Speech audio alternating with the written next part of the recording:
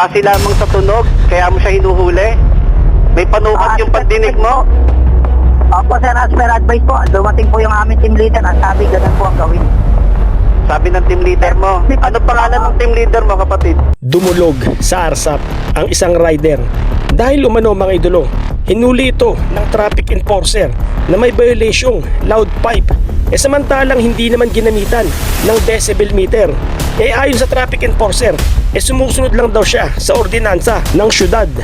Ito ang napakahirap mga idolo na binabangga ng ordinansa ang national law, which is yung LTO, na dapat sana ayun ang nasusunod, na dapat pagdating sa muffler 99 decibels ang sundin.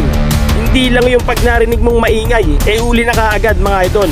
Kaya tara, sabay-sabay nating panoorin ang may init na eksena ukol dito, pero bago yun, huwag nyo kalimutan mag-subscribe. Alright. Hello po, sir. Hello po, magandang hapon po. Sir, Hello, sir. Binuli kasi ako bawal daw po yung sambucho ko. saan lugar to, kapatid? Sa Binyan po, sir. Binyan? Opo. Binyan, Laguna? Opo, sir. Anong muffler mo?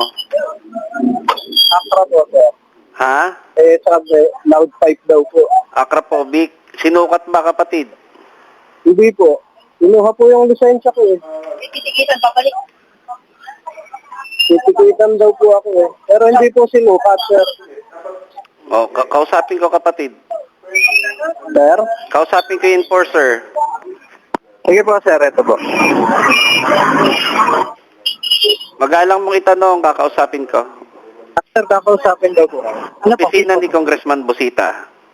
Lagi namin nakakausap. Hello, magandang hapon sir. O, kapatid, Brother Jerwin, kamusta po? Opo, medyo nasita natin ito pa. Medyo sa ordinance naman to sir. Oo. Kay Nuisan, ito po yung kanyang player. O, kapatid, gaya nung lagi naming kausap patungkol kay admin.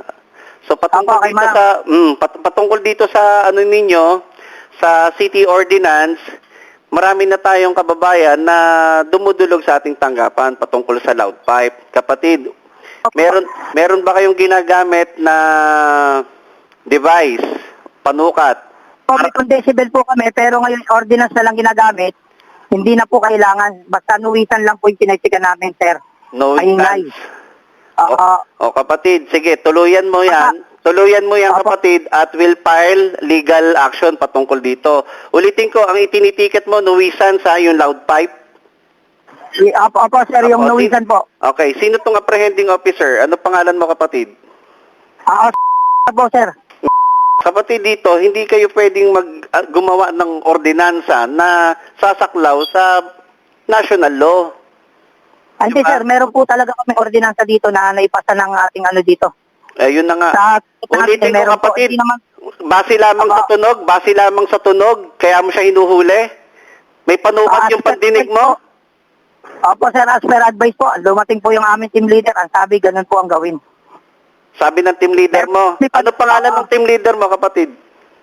Ikaw si ba? Po. Mr. Pero ito, base sa'yo, kaya mo siya hinuhuli dahil sa tunog. Sir, meron po kami pan-decibel, pero per advice Hindi na po nga, ng aming... pag walang pan-decibel, kapatid, kapag walang panukat, labag sa batas. O sige, tuluyan sir, mo, kapatid. meron po Okay na yan. Tuluyan mo na lang, sige, kapatid. po, sir. Sa office na lang po, sir. Sige. Oo, sige. Maraming Okay, salamat, salamat, kapatid, sa oras mo. Salamat din po, salamat po.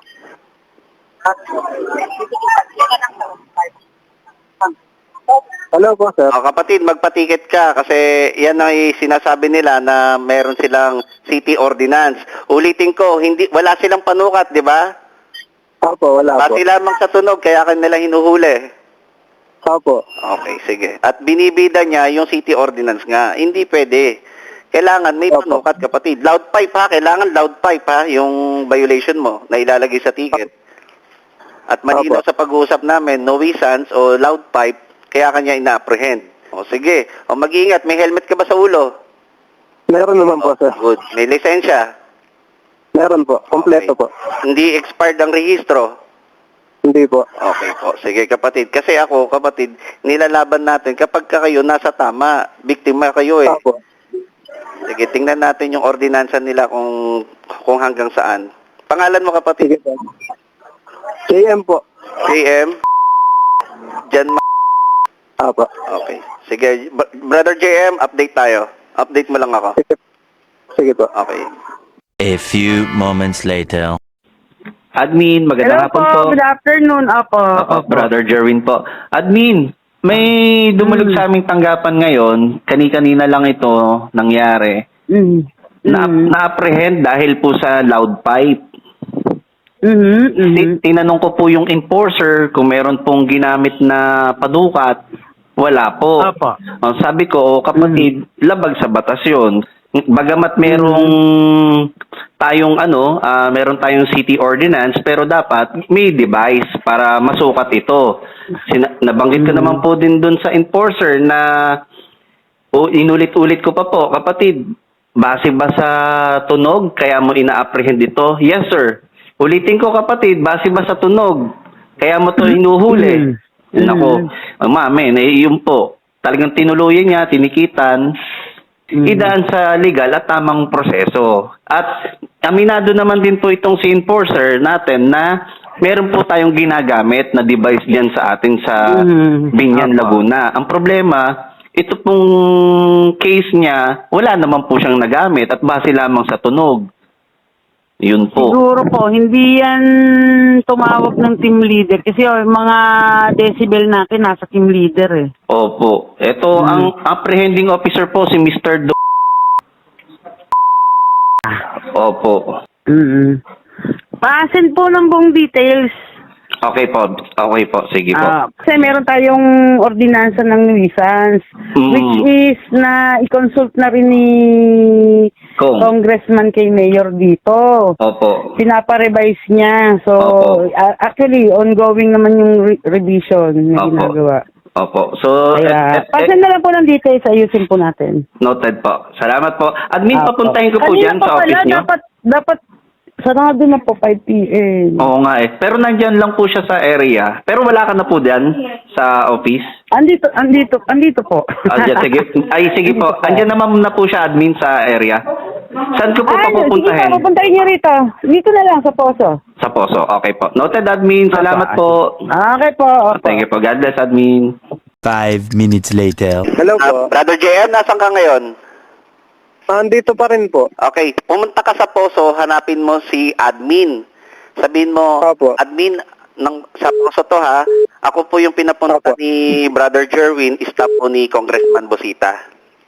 Apo, ang Sige po, sige. apprehension po sa akin, admin, is yun nga po, loud pipe, pero wala naman pong ginamit na panukat. Opo, Okay, sir. brother, Salamat thank po. you, God bless you. 1 hour later. Brother JM, Okay na po, sir. Salamat po. okay na? Okay na? Tapos, sir, ika-cancel na daw po yung yung huli sa akin. Ayos na. So, ano sabi sa Thank you. admin? Pinukat po nila, sir. Pasa naman po sa decibel. Okay. So, di ba? Yun ang tamang Opo, sir. proseso, isusukat. Sige po, sir. Okay. Sige, salamat, Brother John Michael. Maraming salamat, sir. Okay. Pasensya na po sa bala. Okay, anytime po. God bless po. Apo, God bless din po.